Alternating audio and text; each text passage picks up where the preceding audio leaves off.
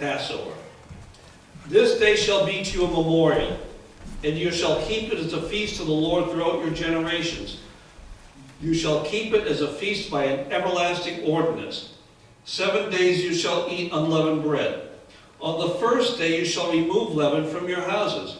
For whoever eats leavened bread from the first day until the seventh day, that person shall be cut off from Israel. On the first day there shall be a holy convocation, and on the seventh day there shall be a holy convocation for you.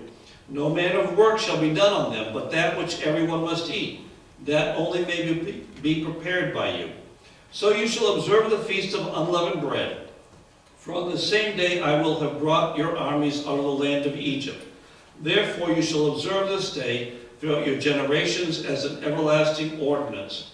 In the first month, on the 14th day of the month, at evening, you shall eat unleavened bread until the 21st day of the month at evening.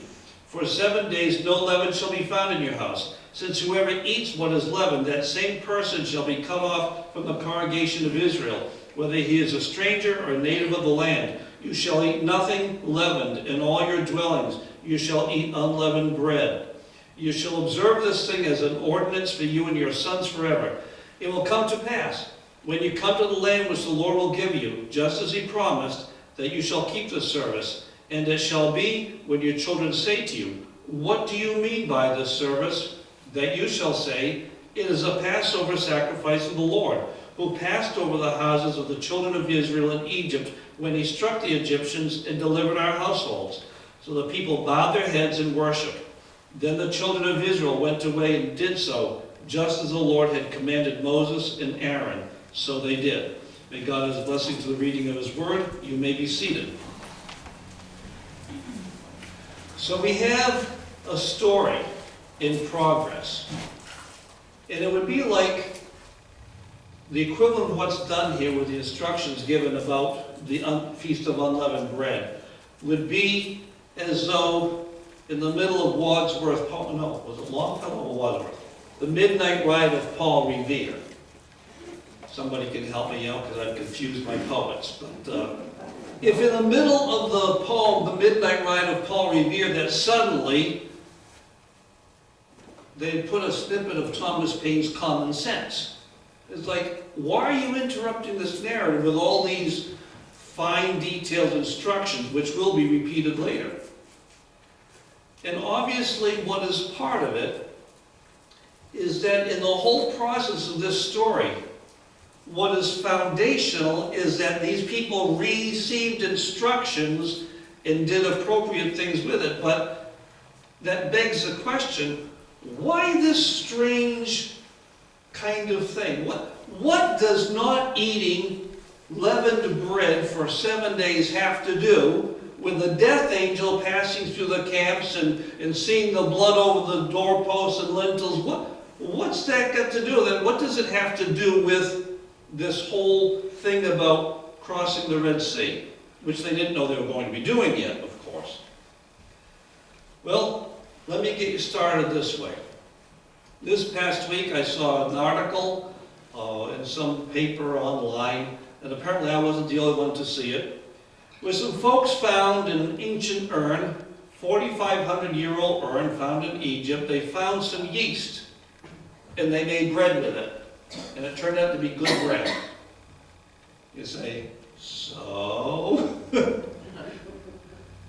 So, what is this? We're not quite sure where people started growing wheat, although we do think it was in the Euphrates Valley, the Fertile Crescent.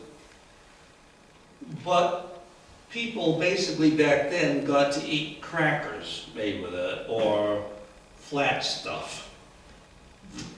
And then the Egyptians discovered leaven, which is really what yeast does. It creates leaven. And we got to have leavened bread, which is my favorite kind of bread. I prefer the fluffiest, whitest bread, unless it's homemade. You have to work real hard, but you have to get the amount of yeast right. And the thing about yeast is it just sticks around. And leaven is something that sticks around, and it keeps on propagating itself. We'll mention that in a little bit. But the point is this, that part of the quintessential Egyptian heritage was they were the people that came up with leavened bread, and leavened bread was Egyptian. They were also the culture that celebrated death. Now, we have Arlington National Cemetery. We have cemeteries all over the place to celebrate the lives of people who gave themselves. But in Egypt, they celebrated death. And they made it so that in death, people looked better than they did on earth. They came up with all these ideas about what was going on. And when a rich person died, they would go ahead and kill all their servants too, and their animals and whatever else. So they'd have a good entourage, and they would think Egyptian culture was all about death, where the culture that God was establishing is all about life, where he says, choose life that you may live. And what he's doing is telling the people of Israel there has to be an utter rejection of that culture. Culture matters. The kind of cultures that people form, all cultures are not equal. People in our world today that want to be tolerant of everything will tell you, oh, all cultures are equal, we ought to be multicultural. Not all cultures are equal. And we ought to get rid of those things in any culture, which is not right. God was telling them, that part of the Egyptian culture, which has become totally a part of your lives, you gotta get rid of it for a week. Now, thankfully, knowing human beings in our fondness for good leavened bread, he didn't say, you guys can never eat this anymore. He just said, give it 7 days. And I don't want any leaven in the place. Now, we know the effectiveness of the leaven. The apostle mentions the little leaven leavens the whole lump. Jesus gave a parable about leaven, which I'll discuss in a little bit. And the idea is, once it gets in there, it keeps on moving. Now, we have different sayings. We like to say that a rotten apple spoils the whole barrel, right? At least an older culture. I don't know what the younger culture uses for phrases or terms anymore, if they use the same things. I was amazed to discover some kids that didn't know what the game Red Rover was. So, and then I find out it's because a later generation, my daughter's generation, apparently turned what used to be a nice, fun, simple game into something that wasn't so nice anymore. It was more cutthroat, I guess. So maybe that's why people don't do it. But anyhow,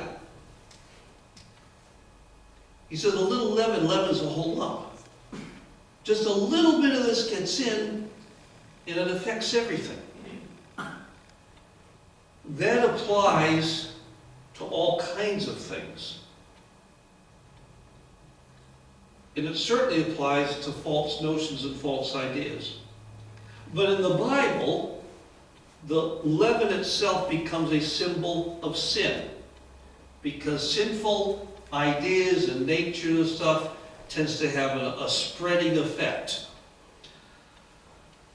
You know, if you take something that's pure, like pure water, and you put just a little bit of cyanide in it, I'm not sure what the reaction would be, but I know one thing: you shouldn't drink it. That diffuses through the whole thing. It doesn't just stay in its own corner. And trying to get it back out of there is quite a process. It's a whole lot easier to go ahead and put something poison in the water than it is to get the poison out of the water. You know, it's really easy to take your morning coffee and dump salt in it by mistake, or on April 1st, on purpose for somebody else. When that happens, what do? We throw out the cup of coffee because it's a lot of work to try and get the salt out of it. You're never going to do it without advanced laboratory equipment. And this is a real difficulty. So leaven is a picture of sin.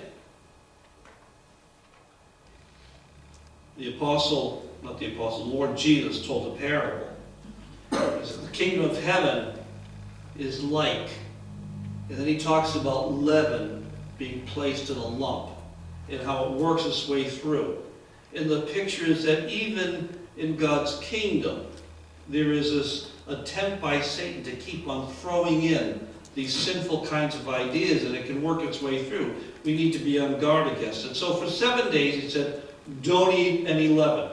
And then, he makes it really important. You have to do this in the feast that he also details later. You have to do this forever, on this certain day, for all generations. And if you don't do it, you get kicked out. It'd be like saying, if you don't celebrate July 4th, you have to leave the country.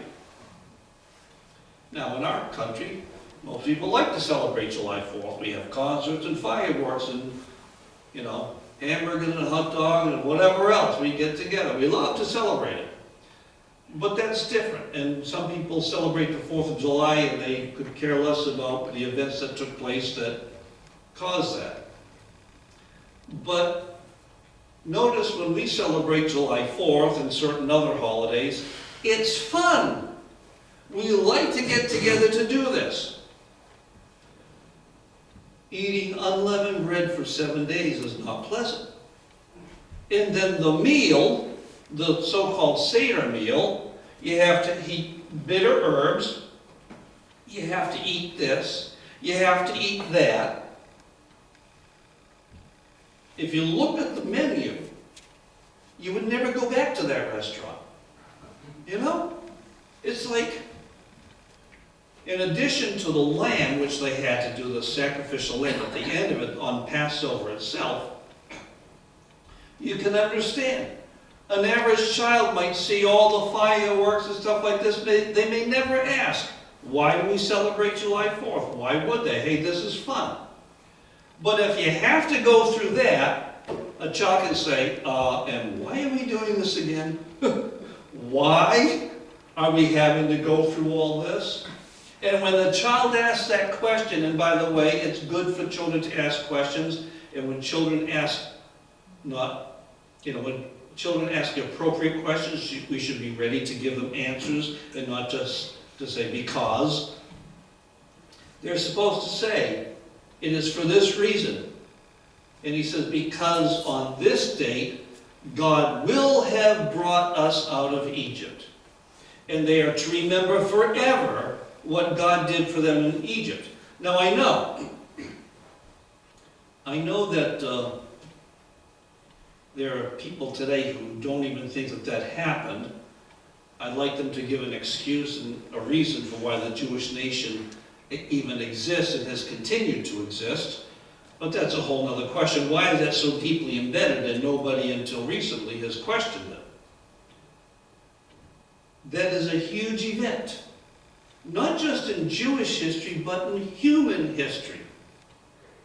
It wasn't until God brought that nation out and gave them their own set of laws that people had a respect for human life, that child and human sacrifices were ended, that all kinds of rules about how we ought to live, that righteousness and justice were uplifted. Before that, it was just raw power. A huge change in human history. You and I would not live in a free land today if it had not been for the event that took place then. Could not have happened. And yet we do have to worry about the leaven. As I said, very often it starts with ideas. I'll give a brief example, and if stuff starts shooting over your head, don't worry about it. There was a guy by the name of Immanuel Kant. And he liked to think he was a smart guy, and he would write all kinds of literature. And he didn't particularly like Christianity and the revealed truth, so he came up with this idea and published it, which he said that nothing is really true unless it can be empirically verified. That is, just because somebody told you, you can't believe it. You have to find evidence that proves it. So if your mother says she loves you, you had better find data to support that. You can't just accept it. Immanuel Kant's idea is, they thought he was smart, so people in places like Harvard and Yale and other places said, wow, he's a smart guy. We buy into that. A totally wrong concept, that which is bought wholesale, which has brought utter destruction in the lives of multitudes of people. One man's wrong idea. We can look at people who are obviously evil, like Hitler and what his ideas did, and its total destruction, but the picture of that which is not from God, not truth, that which is sinful, just working its way through the population, is something that is inescapable thing to anybody who will look at it. Now, that said, the whole importance of one generation coming to the next generation, the succeeding generations. And I do think that you tell your children and your children's children and your children's children's children, if you happen to still be around, about what God has done. I want my family, my extended family, but certainly those who come after me, to know what God has done for me. In fact, I've had this thing, and I know that my grandchildren all know the story a little bit. They may have forgotten it, but they'll be reminded of it. But I have shared my story with other people, recognizing that if anybody would take what I say as being truth, they would have to conclude that God exists, and He is the God and Father of our Savior, Jesus Christ. I have told this story to people, and they've said, if what you're telling me is true, then yeah. Well, are you calling me a liar? Well, no, but you know, I wasn't there to watch it happen with you. And so when I hear very, very smart people say that they've proven that God doesn't exist, it's like, yeah, but He proved to me that He does. And I'll take His proof over your proof any day. The importance of doing this, it's so important to the Jewish nation. They said, if you don't participate in this, you cannot be a part of our culture anymore. You're out of here. You could commit murder, of course you would be put to death, but you could commit all kinds of other grievous things, and they wouldn't kick you out. But if you don't do this, and of course people today will say, well, man, what's worse? Not celebrating a feast or, you know, stealing somebody blind. Well, if back in that culture they didn't jail people, they took care of the issue. You stole that money from them, give it back, plus some. You beat somebody, then you get to get beaten. You know, they just had a simple way of dealing out justice. But the picture of the need to communicate, not just theories, not just some kind of doctrine, but the story. You see, this is a story that's being told about what happened. Not many people can get really excited about people, the founders, detailing about why they put this in the Constitution and that in the Constitution. But we sure can get interested in the various battles and some of George Washington's exploits and so forth. It's the story that counts. And it's the story of what God has done in human history that makes a difference. It's not just some kind of abstract thing. God gets involved. But there's this other thing. The event that God is telling them about is a one-time thing. For generations, the nation of Israel had been told that God gave Abraham a promise. And like, you know, 430 years, 14, you know, that was a long time ago. There aren't many places in this country that are 430 years old. You have to go down to St. Augustine, where we were a couple of weeks ago, just to see things that old. After 430 years, people say, well, you know, things change, God's forgotten all about us, you know, what difference does it make? But it makes a difference to God. And what we see is a God who keeps his promises, because he told Abraham, your descendants are going to go to a nation that isn't thrown. They're going to be there for 400 years, and after that, God will bring them out, and he's about to do it. But it's also the fact that for generations and hundreds and even thousands of years after the fact, God isn't repeating that one thing that he did.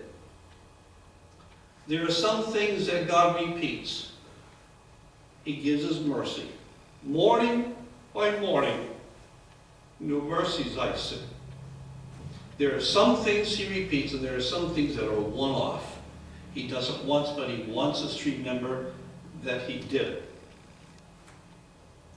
It reminds us, it calls to their remembrance again and again and again, God's faithfulness to his people. We are have a God who makes promises and keeps his promises. And you know, some of these things get really dear to my heart. I'm going to tell a family story. I've already told this, so some of you have heard it, but others haven't. When my daughter, Joanne, was a young teenager, she wanted to get her ears pierced. Now, I know that what I'm about to tell you may seem really weird. I've never been in favor of any kind of body piercings unless they're medically necessary, including pierced ears. It's like, God made you the way you made you, why do you have to do all the rest of it? But that's a whole other issue. Joanne loved horses. And I rashly made the promise, Joanne, if you won't get your ears pierced until you're older, when you're 16, I'll try to get you a horse. What a dumb promise. We lived on a quarter-acre lot of land. Where was I going to put a horse? Where was I going to buy a horse? Anyhow, it was coming up to Joanne's 16th birthday. And I became acutely aware that I made a stupid promise that I couldn't keep. And one morning, I prayed. I said, Dear God, you're a father who keeps his promises. And you know that I want to be a father who keeps promises. I've made a promise I can't keep. Could you help me with that? That afternoon, I got a phone call. No, that's wrong. I didn't get a phone call. That afternoon, I decided to go visit a family who owned a farm outside of town. I went to go see him because the grandfather had Alzheimer's and they were really struggling with it. And I just wanted to go up there and, you know, just be of a moral support.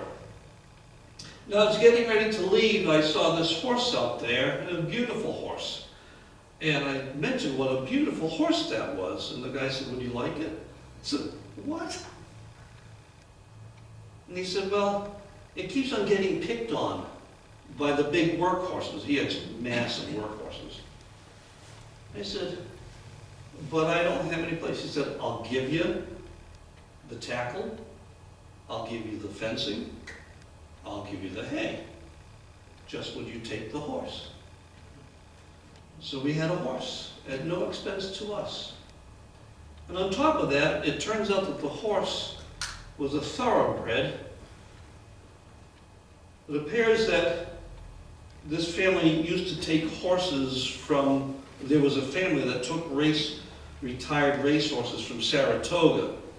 And one day, one of the stallions at Saratoga broke free and got to one of the mares they had, and this mare had a colt, and that's the horse that they had. What a horse. It just didn't have any paperwork. But the point is, that simply appealing to a God who keeps his promises touched his heart so that in an unbelievable thing, I don't know how in the world you could just say, oh, it's just coincidence that the very morning you prayed and asked God to take care of this, and he took care of it in such a great fashion. One of my greatest regrets is that when we moved to Corning, we gave the horse up not knowing how many places around here we could have kept the horse. But that's another story. This little snippet of instruction about what they're to do was to make sure that they were compelled to go through this meal and go through this whole thing for a whole week, so it would compel any natural child of curiosity to say, what in the world is going on? And it reminds me of what God has told us through the Apostle Peter. Always be ready to give an answer to anyone who asks you concerning the hope that is within you. First of all, they need to see hope in you, knowing that we live in a culture that is filled with hopelessness. There is so much hopelessness in this world. And people think they're going to generate hope by drilling wells, which is a good thing to do, or bringing medicine to places that don't have enough medicine. It's a good thing to do. Or bringing education to places where people don't have an education. It's a good thing to do. But those things will not bring hope. The only thing that can bring hope to the human heart is to know that there is an eternal Heavenly Father who loves us and has made all kinds of plans for us, better than all the kinds of plans parents have made for their children. He's made plans for us, plans for hope and a future.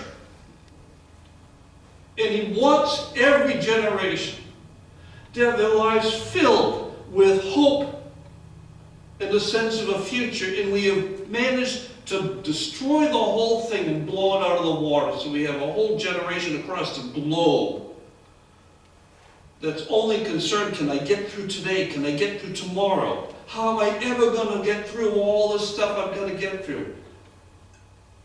Not knowing that no matter what is out there,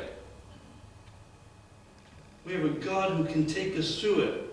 Just as well as he took the ancient Israelites through the desert, he can take us through it. And because of that, we need to teach people that they need to latch on to that faith in Christ, and not just have people poo-pooing, but to find people who have had the experience where they know that God has interacted in their life and has fulfilled his promises to them, because that's what gives people courage. When I was in high school, I never recognized the things that God had been doing for me. I saw things that God had done in my parents' life and miracles that he put in other people's lives, but I used to think, God, you've never done anything for me. Partly because I was insensible to the things he had done for me. But I'll tell you what, it was one point in time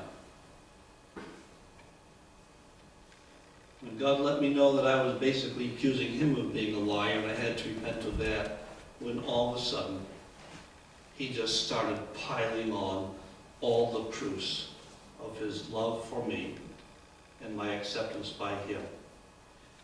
And I wish that for every human being on the planet. Because if God has done for everyone what he has done for me, there would not be an unbeliever on the planet. But I know that people have to reach out, because I was reaching out to God. And I think of this prophet who said, if with all your heart you truly seek him, you will ever surely find him.